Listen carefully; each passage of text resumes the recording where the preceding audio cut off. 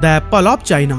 नहीं समझे? अरे भाई, Xiaomi कुछ साल पहले इसी नाम से ही तो फेमस था। इस ब्रांड ने अपने टाइम पर एप्पल, सैमसंग और माइक्रोसॉफ्ट जैसे ब्रांड्स की तो बैंड ही बजा दी थी। लॉन्च होते ही Xiaomi के फोन्स 1 मिनट में ही खत्म हो जाते थे। लेकिन अब क्वेश्चन यह है कि आज ये ब्रांड अपने डाउनफॉल की तरफ क्यों जा रहा है। आज के इस वीडियो में हम Xiaomi के राइज एंड फॉल की पूरी स्टोरी जानने वाले हैं।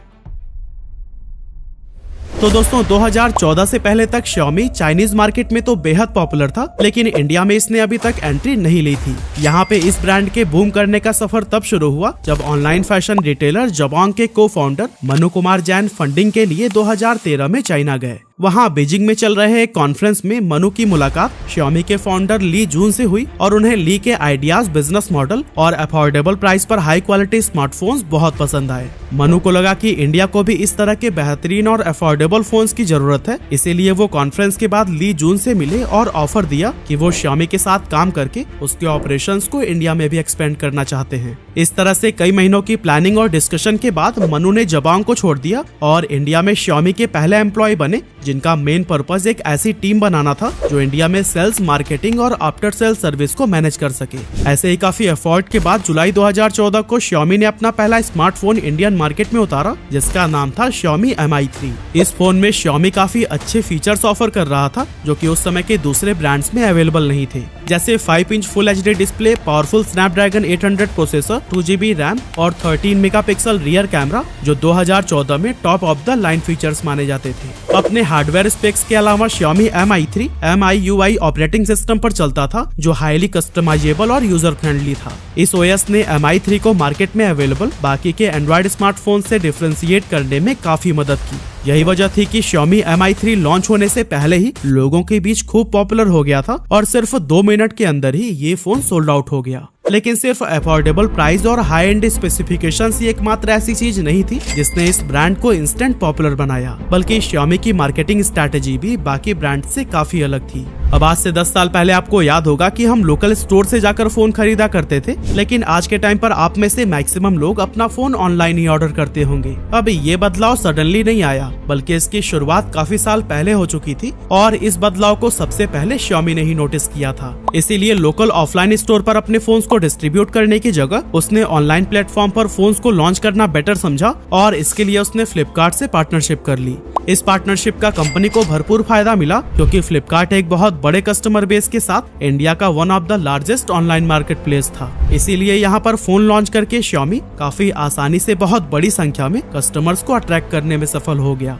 अपने पहले स्मार्टफोन की सक्सेस के बाद Xiaomi ने 2014 में ही Redmi 1S लॉन्च किया, जो कि Qualcomm Snapdragon 400 processor, 1GB RAM और 8GB इंटरनल स्टोरेज प्रोवाइड करता था और इसका प्राइस रखा गया था सिर्फ 5,999 रुपए। सेम ईयर ही Xiaomi ने अपना एक और affordable smartphone Redmi Note market में उतारा और इसका प्राइस रखा गया था सिर्फ 8,999 रुपए। इन सभी अच्छे स्मार्टफोन्स ने Xiaomi की स्ट्रॉन्ग ब्रांड इमेज डेवलप कर दी और लोगों के बीच इसकी डिमांड खूब बढ़ने लगी। ये ऐसा दौर था जब हर किसी की जुबान पर सिर्फ Xiaomi, Mi या Redmi का नाम होता था। Xiaomi ने इसके बाद भी कई सारे कमाल के फोन्स लॉन्च किए जो कि लोगों के बीच बेहद पॉपुलर रहे और इसने हर घर में अपनी पहचान बना ली।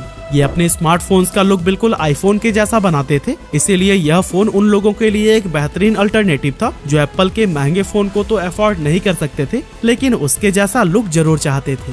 लोगों के बीच Redmi Note सीरीज को लेकर भी खूब क्रेज देखने को मिला और इस सीरीज के फोन का लोग महीनों पहले से इंतजार करते थे। इसी क्रेज और डिमांड की वजह से Xiaomi 2017 के एंड तक बाकी के सारे पुराने प्लेयर्स को पीछे करते हुए इंडियन स्मार्टफोन मार्केट में नंबर 1 पर आ गया। अब इसके नंबर 1 पर आने के पीछे 3 मेन रीजंस थे। पहला ये कि लोग उस टाइम पर कीपैड वाले फोन्स यूज करते थे जिसकी बैटरी काफी लॉन्ग लास्टिंग होती थी, लेकिन जब वो शुरुआती स्मार्टफोन पर शिफ्ट हुए तो इसकी बैटरी बहुत ही जल्दी लो हो जाती थी और इसी प्रॉब्लम की वजह से काफी लोग स्मार्टफोन के साथ साथ एक कीपैड वाला फोन भी रखते थे। लेकिन Xiaomi इंडिया में पहला ऐसा ब्रांड था जिसने इस प्रॉब्लम को समझा और 4000 mAh तक की कैपेसिटी वाली बड़ी बैटरी के साथ स्मार्टफोन्स को लॉन्च किया। Xiaomi के सक्सेस का सेकेंड रीजन था कि उस समय सैमसंग और एप्पल मार्केट के प्रीमियम सेगमेंट पर तो राज चार्ज कर रहे थे, लेकिन उनका प्राइस इतना ज्यादा था कि मैक्सिमम लोग उनके फोन्स को अफोर्ड ही नहीं कर पाते थे। मिड या लो रेंज की कैटेगरी में सिर्फ माइक्रोमैक्स, कार्बन या लावा जैसे ब्रांड्स मौजूद थे, लेकिन इन फोन से मिलने वाले खराब यूजर एक्सपीरियंस की वजह से कस्टमर इन सभी ब्रांड से तंग आ चुके थे। इसीलिए जब Xiaomi ने अपना स्मार्टफोन मार्केट में उतारना शुरू किया तो इसने इन सभी कमियों को खत्म कर दिया और सिर्फ 2 साल में ही इसने इतना तेजी से ग्रो किया कि बाकी सभी ब्रांड इससे काफी पीछे रह गए। 2017 में Xiaomi एक ऐसा ब्रांड था जिसने इंडिया में सबसे ज्यादा स्मार्टफोन बेचे थे। और दोस्तों इंटरेस्टिंग बात तो यह है कि Xiaomi टीवी एड या फिर होर्डिंग्स पर बिना एक पैसे खर्च किए भी इंडिया में सबसे बड़ा ब्रांड बन गया था। साल 2020 में Xiaomi 28% मार्केट शेयर के साथ टॉप पर था, लेकिन धीरे धीरे वो अपनी बादशाहत खोने लगा और 2022 में इसका मार्केट शेयर ड्रॉप होकर 16% पर आ गया। जबकि इसी सेम पीरियड में Vivo और Samsung के मार्केट शेयर में बहुत बड़ा उछाल देखने को मिला था। तो आखिर क्या रीजन है कि Xiaomi धीरे धीरे अपने कस्टमर्स को खोता जा रहा है और जिस ब्रांड के लिए पहले लोगों के बीच इतना क्रेज हुआ करता था वो अब इसे छोड़कर क्यों जाने लगे हैं? आइए इसको समझते हैं। डाउनफॉल इन लो प्राइस सेगमेंट। तो दोस्तों जब Xiaomi इंडियन मार्केट में एंटर हुआ था उस समय बहुत बड़ी संख्या में न्यू स्मार्टफोन यूजर्स बने थे, लेकिन ये आदमी का स्वभाव है कि अगर वो उस टाइम 15,000 का फोन यूज कर रहे थे तो अगली बार 20 या 25,000 का फोन तो जरूर ट्राई करना चाहेंगे, क्योंकि हमें और भी ज्यादा बेटर फीचर्स का एक्सपीरियंस तो करना ही होता है। यही वजह है कि फिलहाल इंडिया में स्मार्टफोन के प्रीमियम सेगमेंट की तरफ यूजर्स काफी तेजी से अट्रैक्ट हो रहे हैं, लेकिन Xiaomi के 70 से 80% स्मार्टफोन 15,000 के अंदर हैं और इस प्राइस सेगमेंट में बहुत बड़ा डाउनफॉल आया है, जिसका असर Xiaomi के मार्केट शेयर पर भी देखने को मिल रहा है। अब यही सब देखते हुए Xiaomi ने भी प्रीमियम सेगमेंट में अपने फोन्स लॉन्च किए, लेकिन उसमें अभी कुछ खास कामयाबी नहीं मिल पाई है, क्योंकि Xiaomi की ब्रांड इमेज एक अफोर्डेबल स्मार्टफोन वाली हो गई है, जिस वजह से लोग इसे प्रीमियम सेगमेंट में एक्सेप्ट नहीं कर पा रहे हैं।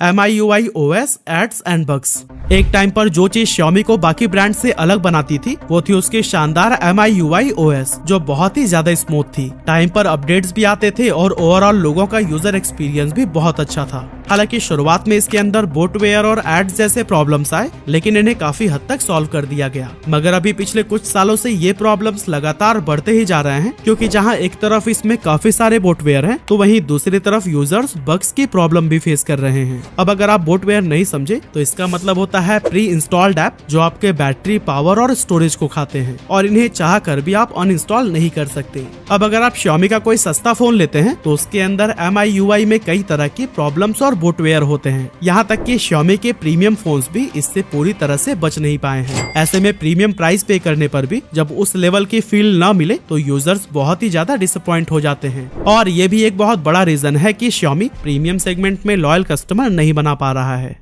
Motherboard and camera issues. पिछले कुछ सालों में Xiaomi के फोन्स में GPS issues, overheating, poor battery life, laggy performance और नेटवर्क कनेक्टिविटी इश्यूज देखने को मिले हैं। Redmi Note 10 Pro और Redmi Note 10 Pro Max के कस्टमर्स ने MIUI 13 अपडेट के बाद कैमरा क्रैशिंग जैसे इश्यू रिपोर्ट किए थे। जब वो फोन के रियर कैमरा को ओपन करते थे तो उन्हें सिर्फ एक ब्लैक स्क्रीन नजर आती थी। इसके अलावा Xiaomi के पोको फोन्स में भी बैटरी बहुत तेजी से खत्म होने, फॉल्टी अपडेट्स और खराब मदरबोर्ड जैसी प्रॉब्लम्स देखने को मिली, जिसके चलते कस्टमर्स इस ब्रांड से दूर होते जा रहे हैं।